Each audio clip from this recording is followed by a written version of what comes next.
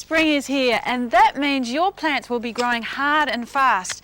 It means lots of new growth and flower buds. So it's a perfect time for training your plants on a stake. There's several different ways you can do it. Your options are timber, metal or bamboo. For this rosemary, we're going with metal.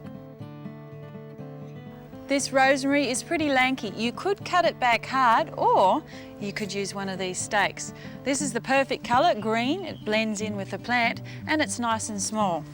You can't have a stake without a tie, so these one-wrap ties are ideal. They're reusable and easy to install. As for this camellia, it would make the perfect espalier. It's been staked like this for most of its life, so it doesn't have too much strength in its stem. So, trained up against a piece of lattice, tied down, it would be quite happy. But if you've got a camellia like this and you want to train it as a shrub or hedge, you'd need to stake it quite differently.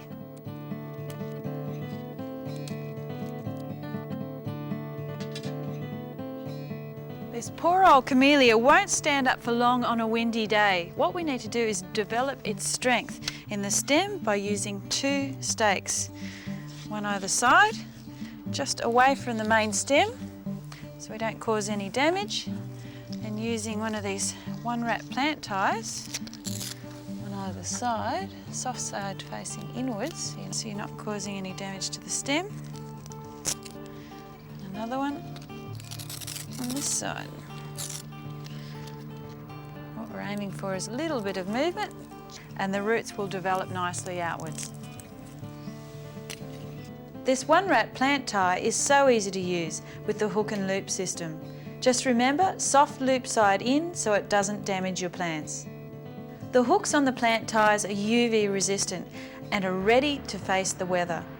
Once your plant ties are no longer needed, they are easy to remove and you can reuse them on the next job.